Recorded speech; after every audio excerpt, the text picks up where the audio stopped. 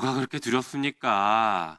거짓말하는 검사 고발하겠다는 게 그렇게 야당이 발벗고 나서서 반대할 만큼 두렵습니까? 진실이 밝혀지는 게 그렇게 두렵습니까? 검사 하나 처벌하는 게 그렇게 어렵습니까? 대한민국에서.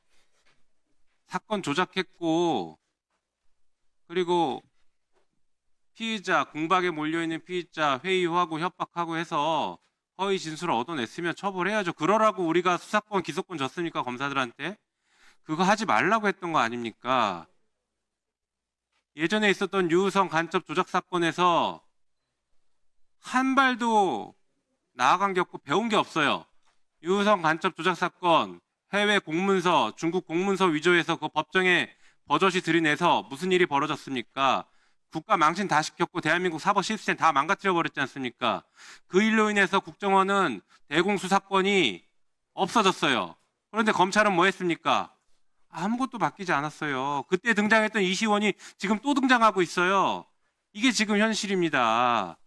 그래서 거짓말한 검사 고발하겠다는 겁니다. 우리가 지금 기소하겠다는 것도 아니고 국회는 고발권만 있으니 고발하고 수사기관이 수사해서 죄가 있으면 인정되면 기소해라. 이렇게 법에 따라서 권한을 행사하는 겁니다. 그리고 조금 전에 뭐 2차 특검에서 공소 취소 뭐 한다 이런 말씀을 하신 것 같은데요. 완전히 틀렸습니다. 2차 특검이 어떻게 그 공소 취소를 합니까? 공소 취소 권한은 현재 검사들, 그 사건을 담당하고 있는 공소 유지하고 있는 검사들이 권한이 있지 특검은 공소 취소와는 아무런 상관이 없습니다. 그러니 2차 특검에서 공소 취소한다라는 주장은 전혀 사실이 아니라는 것을 분명하게 밝혀드리겠습니다. 자, 그리고 저희가 박상용 검사를 입법청문회를 했고 9월 22일 날 작년 9월 20일 입법청문회를 했고 작년 그다음에 10월 14일 국정감사에서 증인으로 불러서 두 차례 증언을 시켰습니다. 그때 분명히 이렇게 경고를 했어요. 박상용 그 당시에 이제 법무부 감찰 결과가 나왔었는데 박상용 검사가 한 얘기들이 허위로 밝혀질 경우 법무부 감찰과 대검 감찰 조사 결과 허위로 밝혀질 경우에는 위증으로 처벌받을 수 있습니다. 라고 저희가 분명하게 경고하고 진술을 받았습니다. 그럼에도 불구하고 거짓말을 했죠. 뭐 잘 아시는 것처럼 여러 가지 거짓말을 했습니다. 크게 세 가지죠.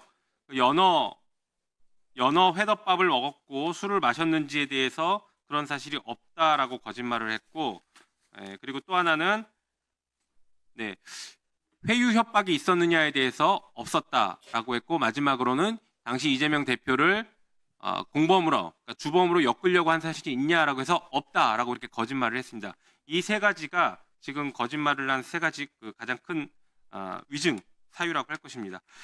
그리고 이게 2023년 5월 25일자 녹취가 처음에 등장했어요. 왜 5월 25일자 녹취가 등장하느냐?